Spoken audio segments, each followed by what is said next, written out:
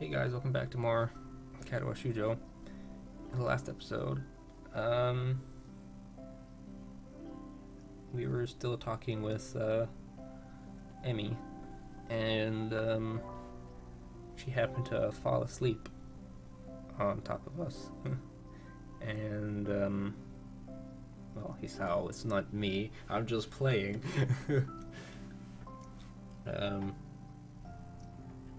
So she fell asleep on top of him, and she had a nightmare, and she said, "Dad," and that got Hisao really worried about that nightmare and stuff. And now he's been worrying the next morning,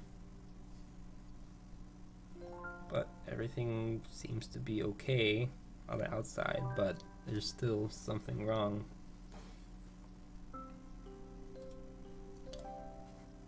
But it's not my place to pry. She'd tell me if she wanted me to know. I'm sure that comes in handy. You have no idea. The sincerity in her voice confirms my suspicion. The only problem is, even though I know she'd tell me if she wanted me to know, I still want to know. Something on your mind then? Emmy doesn't seem surprised by my question. Instead, she shrugs. Nah, it's nothing worth getting worried about. She seems as if she's trying to convince herself as much as she's convincing me.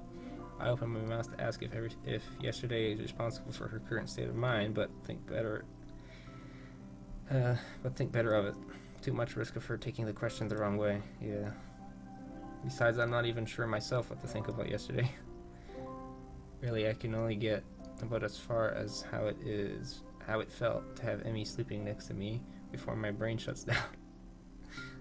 Having her before me now, covered in sweat and looking really at me, she's making it difficult to think. Yeah, I hear you. We'd better hurry to see the nurse. We're running short on time. Aren't we always?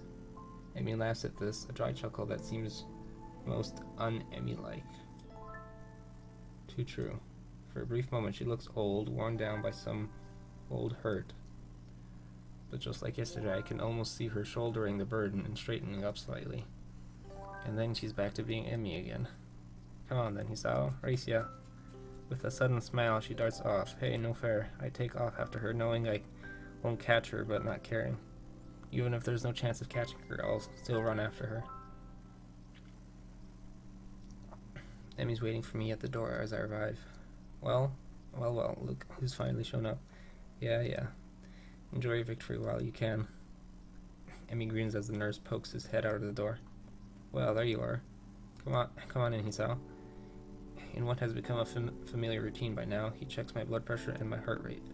A bit fast today, isn't it? Yeah, I kind of raced Emmy here. The nurse laughs. That's never a good idea. He leans in to whisper to me in a conspiratory manner. I don't know if you've heard, but Emmy's a bit of a track star. I reel back in mock surprise. Really? She never mentioned it before. The two of us share a laugh. Did she do okay today? Cold seemed to bother her. Why don't you ask her? He rolls his eyes in exasperation. Of course I'm going to ask her too, but she'll tell me that she didn't have any problems regardless of whether or not she did. So I'm asking you because you're her friend and would probably tell me if she had trouble today. When he puts it that way, it makes a lot more sense. She seemed pretty good today, if a little more tired than usual. She was already feeling better when I dropped by yesterday, so I'm not that surprised. The nurse nods, though I notice he tenses slightly when I mention yesterday's visit. Well, that's good to hear. I figured it was just a 24-hour thing. Emmy tends to recover quickly from colds and the like. Hey, speaking of Emmy, are she and the track captain? Well, you know, a look of suspicion crosses his face. Jeez, I wouldn't ask that. I'd be too embarrassed to ask that. Why do you ask? Well, it's just that they seem kind of close, and I was just curious, you know, and I've never asked her. Because that would be kind of embarrassing. And it's not embarrassing to ask him. So far so good, now to really sell it. Besides, I think they'd make a cute couple. course, sure. The nurse laughs. Well, I don't suppose you're the first to think that. But I think I can say with some certainty that the two of them will never do anything like that. Certainty? Yep. Not that I could tell you, of course. Confidentiality and all that. Yeah, right. You just like holding a secret over my head. That too. Right. Get out of here. I'm a busy man, you know. I roll my eyes. My eyes?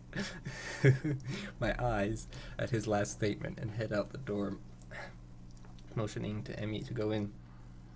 The whole time I'm trying to keep from doing a celebratory dance. The two of them will never do anything like that. That's precisely the sort of thing I wanted to hear. I'm half tempted to make some sort of a move on Emmy right now, but I think others would probably disapprove. Besides, I still don't know exactly how Emmy feels about me. I mean, it's obvious that she cares about me as a friend, but something more than that, I can't be certain, even so I can't help but feel hopeful. I just need to figure out a good time to tell Emmy exactly how I feel. Well, yesterday night would have been good, but you didn't know, did you? That puzzle should keep me occupied for the rest of the day at least. Yeah. The rooftop is completely deserted. Normally I could count on Rin to be up here before me, but she's strangely absent. I wonder if she decided to accompany Emmy to the cafeteria for once. That seems pretty unlikely, but it's all I can think of right now. Part of me wants to go look for Rin, but a far larger part of me is too pleased with the way the sun feels on my skin to care. I pick idly at my lunch while I wait for Emmy and Rin to show up. It does not take long for me to hear the sounds of someone coming up the stairs. I wait until the door begins to open before talking. Took you long enough, keeping me waiting for you, honestly. The two of you are, huh? Well, that's odd. The only person standing in the doorway is Emmy, who looks mildly confused. What do you mean, huh? It's me, you know, Emmy. We run in the mornings. She grins and I feel my heart jump slightly in my chest at the sight. Yes, I knew that. I'm just confused. Where's Rin? Emmy's grin is replaced by a rather guilty-looking expression. Yeah, about that. I'm kind of, sort of... Gave her my cold. Oh, okay. Oh dear. Am I at risk too? It would make sense after all, Emmy and I were in close contact the other day. Yeah, literally. So what did she and Rin do that got her ill? Steady on, old lad. Don't go down that road. Yeah. Rin's just probably got a worse immune system than me. Emmy seems shocked by my comment, like she hadn't considered that before. I hope not. I'll feel terrible if you get ill because of me, Hisao. Oh man, I think I feel a fever coming on. Emmy looks horrified and then quickly shifts into a more angry expression. Hisao, you stop getting sick this instant. I won't have it. Impulsively, she seizes me by the collar. Right, listen to me, Hisao's immune system. Get your ass in gear. I give a smart salute. Duly noted, ma'am. Amy sticks back and nods satisfied. Good. You're not allowed to miss any of our morning runs, after all. But you missed a morning run. Emmy crosses her arms and looks at me haughtily. Yes, but that's a special case. It was me and not you. That's not an explanation at all. Amy looks flabbergasted. You're kidding, right? That explanation makes perfect sense. No, it doesn't. It's a blatant double standard. I don't see what that has to do with anything. Oh, fine. Amy seems pleased by her victory. Anyway, is Rin going to be okay? She's not terribly ill, right? Amy shakes her head. Nope, she'll be fine.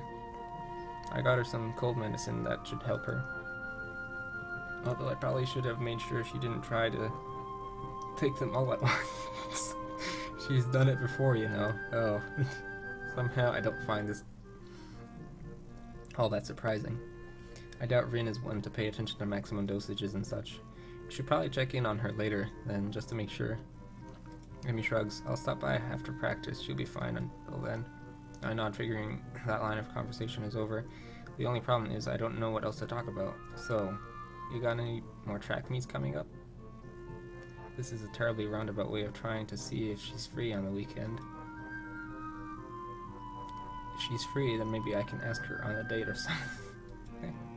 Well, assuming I can get myself to actually form the words, yeah. Amy shakes her head. Nah, not for another couple weeks, I think. The season's winding down. Oh yeah, I came in right in the middle of things, didn't I? Does that mean exams are coming up soon? I should probably look into that. How do you do on weekends if there's not a meet? An eyebrow goes up and Emmy gets a teasing look on her face. You're awfully inquisitive today, aren't you? I shrug and hope it looks casual. Just making conversation. I don't know what it's like to be a track star after all. Flattery. She waves a hand idly. I'm not actually that good, you know. You just so happen to see me on a good day is all. You liar. Hehe, yeah. But humility is a sign of a good athlete. At least that's what my dad used to say. And the music stopped. She shrugs and tries unsuccessfully to hide the rather troubled expression her face has taken on. Hey, what's up? You seem bothered by something. Emmy starts to deny it, and then sighs in defeat. I wonder if she's too tired from being sick to get herself to deny it like usual. Or if she actually just trusts me enough at this point to open up. Well, you remember last night? I settle for nodding, however. That's not the first time that's happened to me. Actually, I get them kind of...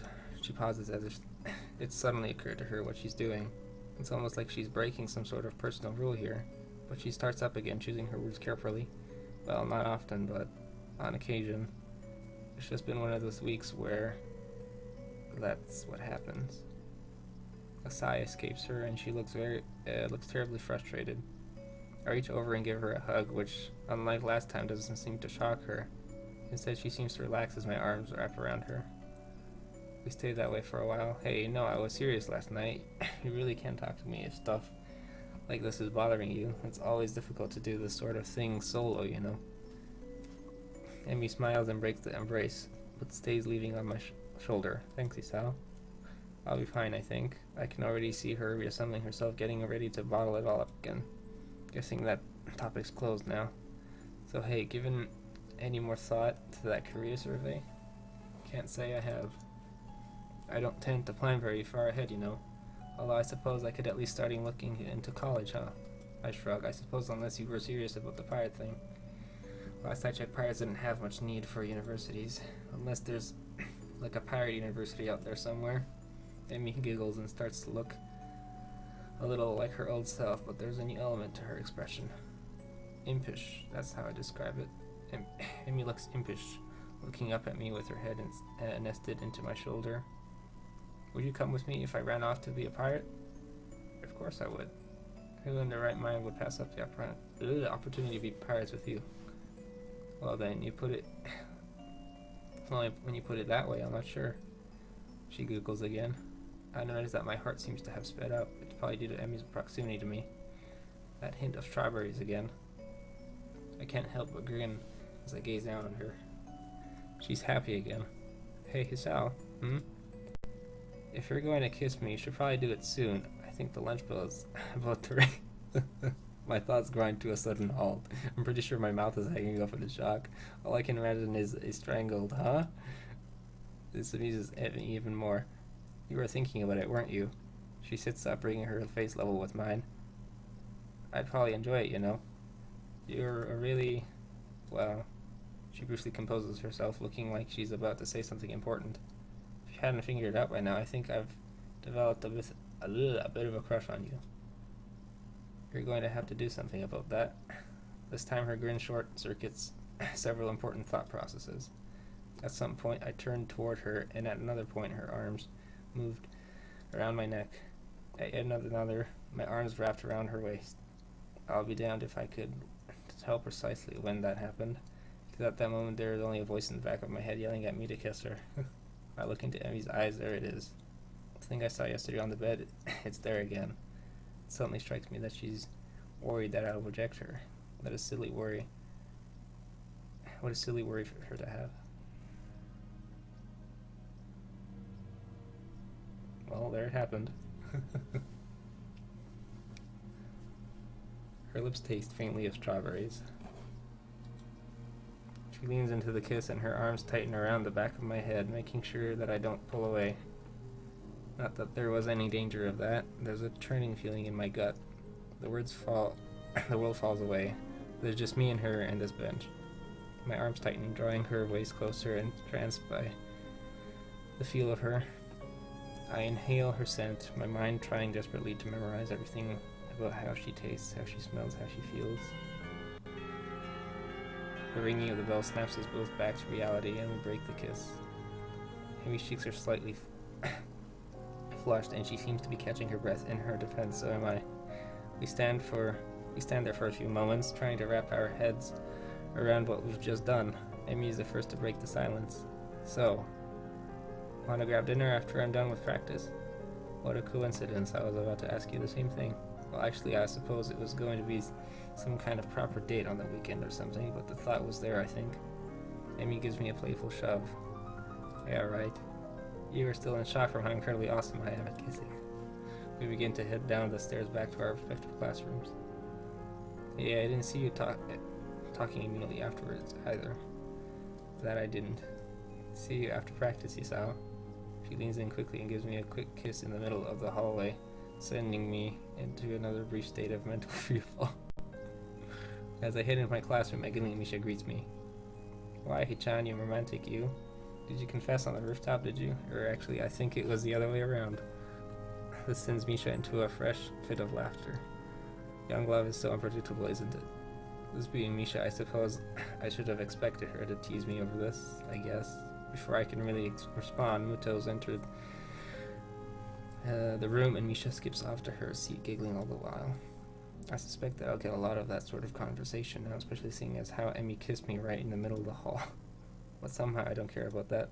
For the first time since arriving here, my heart, I just about said fart. Way to ruin the mood. My heart feels light. Anyway, that'll be it for this episode of Katawa Shoujo. And I'll see you guys next time.